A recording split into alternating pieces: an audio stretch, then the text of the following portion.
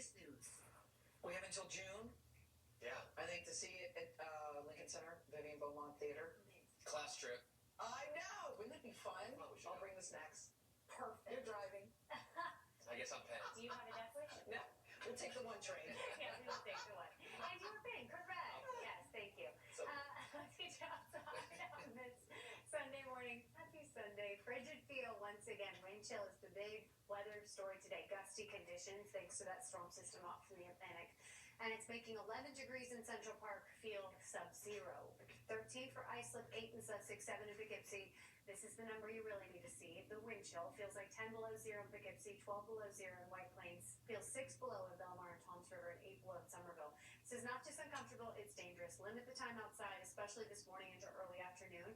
But even second half of the day with wind chill in the single digits and teens, you gotta have every layer on if you have to be outside. It's just absolutely frigid out there.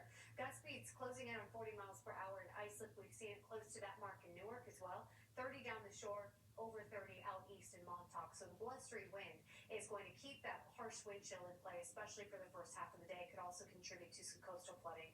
Here's the wind chill planner again, single digits for the first half, and then teens this afternoon under a partly to mostly cloudy sky. So cold weather advisory still in effect this morning makes sense. Here's a look at the center of that storm system again. That brought heavy snow, gusty wind to the Carolinas. I was looking at the snow reports in North Carolina a few minutes ago. Some spots up to about 11, 12 inches of snow. Then they saw gusts in the Outer Banks over 50 miles per hour. So really tough conditions there. I've got some travel trouble. But for us, the track that this storm system takes is just east enough that it's more a wind event rather than a snow event. Now, our radar was picking up on a few flurries earlier this morning. You see that swinging through, looks like Monmouth and Ocean County. We saw a few snowflakes in New York City and on Long Island.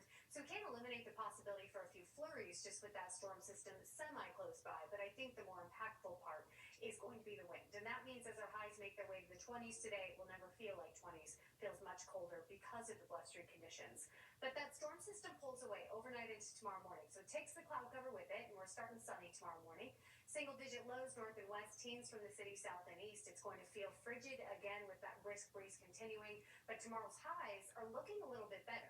Now, 32 degrees is still well below the seasonal average by about 8. It's still quite cold, but considering we haven't seen temps above 32 since January 23rd, I do think tomorrow feels slightly less harsh, but it's still going to be brisk with the breeze, still going to be cold with those highs near freezing.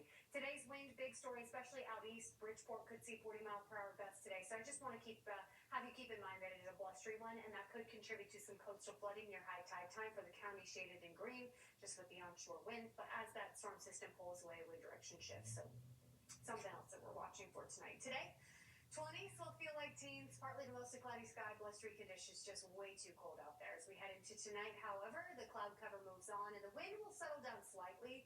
It's still breezy enough to make a difference in how it feels, so sub-zero wind chill is what we'll wake up to tomorrow morning. But tomorrow afternoon, although still brisk with the breeze, that 32 I do think is going to feel noticeably not as harsh. I'm hoping that we snap the streak of sub-freezing days. Again, today we'll make day 9 in a row with temps both to start and finish the day below the freezing mark. We have a ride around freezing through Wednesday. So could we see this streak snapped if we jump to 33? Absolutely. If we don't, we'll make a run at the record because another front moves through end of the week ahead. That will bring back frigid conditions for this coming weekend. We're talking highs back to the teens and 20s. So enjoy the 32 while we have it, Monday, Tuesday, and Wednesday. That was the accurate weather forecast. We'll be right back. The Epstein Files, millions of documents now released.